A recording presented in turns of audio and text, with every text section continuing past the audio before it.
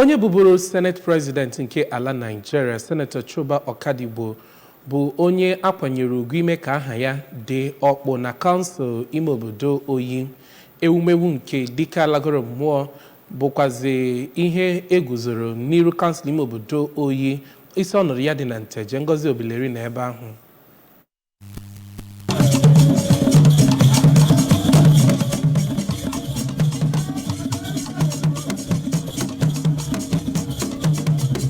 na-ekpughe ya bụ ihe akpụrụ akpụ n'aha Senator Okadigbo lagoro mmụọ ka Bishọp nke Aguleri Diocese bụ Most Reverend isi ụzọ kelere onye isi ọchịchị nchere oge okpuru ọchịchị Oyi bụ Maazị Emmanuel Nweke maka atụmatụ ahụ ọ tụpụtara ma kọwaa mkpa ọ dị onye ọbụla ịhụ na ọ mepụtara ihe ga-eji wee cheta ya ma ọ bụrụ na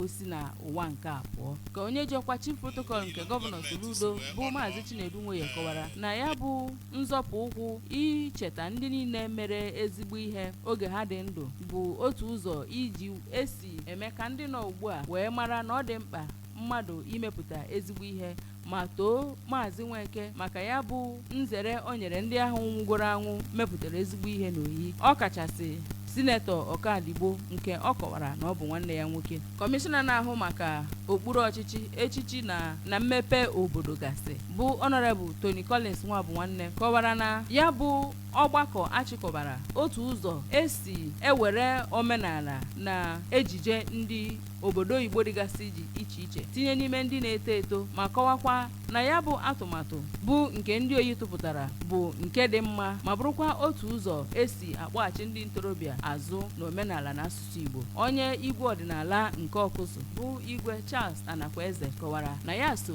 na ndị chịkọbara ya bụ mmemme ma kọwakwa na enwere ọtụtụ nri a na-erigasị na Anambra bụ ndị echefugoro ndị ọ gụpụtara dịka ove mkpụrụ ive, akịdị abacha, ịgbagwo ọka na ọtụtụ nri ndị ọzọ ma dozie Maazị Nweke oge ọzọ a ga-eme ya bụ mmemme ha tinye asọmpi esim nri Anambra ọkachasị nke ndị Oyi ka e wee nwee ike si na ya bụ ụzọ wee gosipụtara ndị ntorobịa amụrụ n'Oyi otu esi esi nri dị iche iche na be ha. Onye isi ọchịchị nchere ego Oyi ahụ bụ Maazị Nweke na oriakụ ya bụ Oriakụ Obiamaka Nweke kọwara na atụmatụ ịchịkọba ya bụ mmemme ọdịnala bụ nke a chọrọ ka esi na ya egosipụta ndị Igbo na omenala onye bụ aha ya ya nakwa inye ndị Oyi ohere isonyere ya ịrụ ebe ndị ji otu afọ efe ala nna ha ga-ebi ka ọ wee dịrị ha mfe. Dr. Amechi Nwachukwu nke Princeton Orthopedic Hospital Ọka, ndị isi ọdịnala dịgasị iche iche si Oyi n'obodo ndị ọzọ dị na Anambra bụ ndị bịara ya bụ mmemme ebe a nọrọ